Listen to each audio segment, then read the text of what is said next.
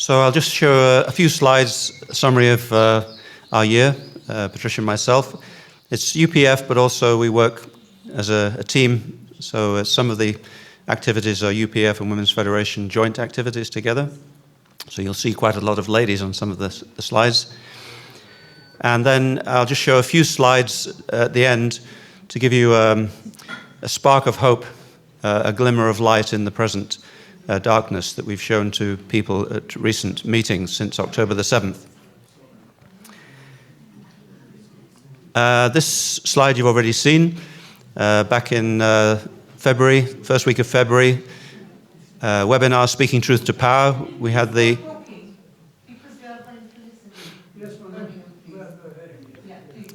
We were grateful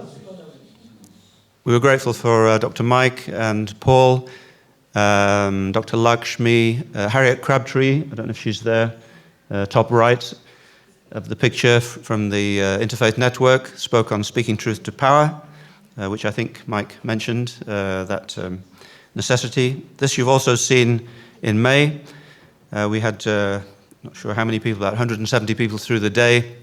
Again, a joint UPF Women's Federation seminar, as Robin alluded to, trying to share more deeply our principles of peace. We had quite a good response from that. Just like to share, my wife, my better half, received this lovely certificate based on all of her peace work and interfaith work over the last 30 years in the Birmingham Midlands region and beyond, with a lovely certificate from, I think there were 500 of these certificates given out at the time of the coronation. And it was a testimony to the work of so many ladies who've been meeting together over the last 30 years, both their meeting and their social activity that's come out of those meetings. Quite amazing impact that they've had together.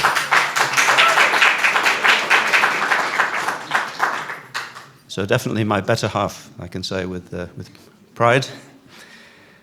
A couple of events at the Al-Mahdi Institute, which Sheikh Shamali is very familiar with. This one on the healing power of forgiveness in July. Another one a little bit later, more recently in November. We love to have family evenings in our home. We like our home as a venue. It's a neutral place, but many of these people have been coming over many years. And we've had to extend our house, I think, 5 or 6 times to accommodate the number of people because of this thirst for peace, which so many people aspire towards. That's our kitchen, which we extended 3 times, I think. And that's where we congregate after the meetings. We were invited in August to speak by a very good friend at a Hindu youth camp. I think it's one of the largest Hindu functioning temples in Europe. But we were able to speak to over 100 young people and again share our principles of peace. And then just after that, Kuldeep, who's here with us from Birmingham, from the Namdari Sikh community, his guru, Sri Satguru Uday Singh, was here for an interfaith event. There were many dignitaries, the Lord Mayor, Lord Lieutenant, but also many of our friends from the Namdari community. And again, we were able to share our principles of peace and the different activities we've been doing together. It's a very lovely occasion. September, Pastor Sam and Imam Tamiz, who's not here today. I don't know if one or two of you were with us in Glory House in the Netherlands for a lovely weekend together with people from all over our Europe and Middle East region. It was a very wonderful occasion if you have the opportunity in the coming year to take part in such a weekend. It's a very productive, very fruitful weekend, both in terms of what we could share together, in terms of the presentations, but also what we could share with one another and empower one another in goodness, I would say.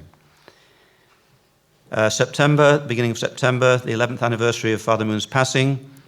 We had various testimonies from people who've been associated with UPF, in this case, Councillor Mohammed Idris. He's been with us a couple of times to Korea and a very wonderful ambassador for peace in every respect. Also Kuldeep shared on that occasion, I think. That was held in our home. The second event we held at the Al-Mahdi on November the 19th.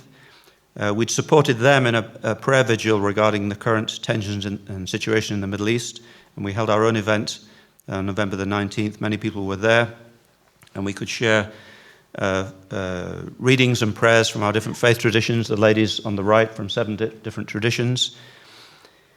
And finally, 2 nights ago, we were invited by Focolare to come to share at an interfaith vigil where, again, prayers and readings were offered from different faith traditions, Sikh, the Abrahamic faiths, Buddhist, different backgrounds. And Patricia was invited to share. So she read, if any of you are familiar with the autobiography of Father Moon, Peace-Loving Global Citizen, towards the end there's a chapter called "The River Never Rejects the Waters That Flow into It." Right. If any of you are familiar with that. Very beautiful words about flowing towards the ocean, towards peace. And although we come from different rivers and different tributaries from our different denominations and religions, we all flow together, and the river towards peace never rejects those waters that flow into it. And finally, we've spoken a number of times recently and tried to give people, as I said, a glimmer of hope, a spark of light in the darkness. And we wanted to share with them these slides from our visits to the Holy Land, which some of you took part in between 2003 and 2008, principally. I think we went there, not sure how many times. Patricia and myself, we took 7 different interfaith groups. And we met people from top to bottom of society. So we met people in the Knesset. We met leaders from the Palestinian Authority. Here meeting with, on the right, Israeli Arab member of the Knesset. On the left with Ehud Barak, former Prime Minister, if you remember him. We had a delegation, went to Ramallah. We could meet with, at that time, President Arafat. But equally, we went to the very so-called bottom, and we identified and met together with and shared food with Palestinian families. This was in Bethlehem, and we felt and empathized with their pain. And it was a very moving experience for everybody who took part in that, I think. About several hundred of us drove into the West Bank, into Bethlehem, through the separation wall, and then we dispersed into about 100 different homes. And here we met with this family. The husband had just lost his job as an electrician in Jerusalem because of the separation wall. And we felt their pain, and we tried to keep in touch with some of them since that time. So from top to bottom of society, we walked together for peace from the Church of the Holy Sepulchre, the Christian site, to the Western Wall, to Al-Aqsa Mosque. And we could do that together, even though the security forces at that time, during the Second Intifada, didn't want us to do that. The rabbis in our group negotiated with their own security and allowed us to continue. And then when we got to Al-Aqsa, you might recognize somebody at the forefront of that picture, then we were all allowed by the imams into Al-Aqsa, because the imams in our group had made a friendship with the imams in Al-Aqsa. So men, women, Jewish, Muslim, Christian brothers and sisters, we all went into Al-Aqsa together, which is not always possible. And it was electrifying. The imams who were speaking, Imam Bundakji and others, were weeping because of that experience, doing together what sometimes we're not able to do separately. At the Holocaust Memorial, Yad Vashem, again, a beautiful picture, all of us together from our different traditions, including the Native American tradition.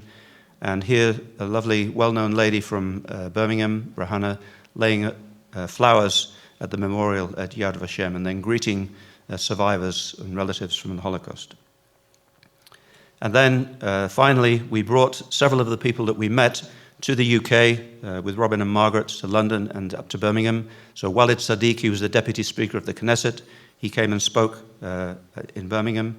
And Bishop Ria on the right, Bishop Ria Abu al-Asal, at that time Bishop of Jerusalem and the Middle East Diocese. Then he came and he spoke both in the Council House in Birmingham at the request of the Lord Mayor, but also we visited the Children's Hospital in Birmingham. We tried to twin the Children's Hospital in Birmingham with the Children and Babies Hospital in Bethlehem. But unfortunately it got mired in politics and we weren't able to do that, but we tried our best, and with the help of Bishop Ria. That was him speaking. As you see, a lot of the ladies there were from Patricia's peace group, a couple of hundred people, hosted by the Lord Mayor. And finally, there are a number of groups of people, Jewish and Israeli and Palestinian, Jewish and Muslim, working together. Incredible individuals, still trying to do that in spite of the present circumstances. And one particular group, originally called the Bereaved Families Forum, 500-600 families. The common denominator of these families, they've all lost an immediate relative, a shot in the head at a checkpoint, in a suicide bombing, but they've decided enough is enough, and they're working together still for peace. And when you hear two of those people, they go into schools 2 by 2, one Jewish, one Muslim, one Israeli, one Palestinian, speaking side by side, you just weep. You have nothing to say. They paid the ultimate price, but they're still working together for peace. So we invited 2 of them and we sponsored them to come to the West Midlands. Tamara, a Jewish mum, and Ali, who's become quite well known as a peace activist. His brother was shot, his elder brother was shot at a checkpoint.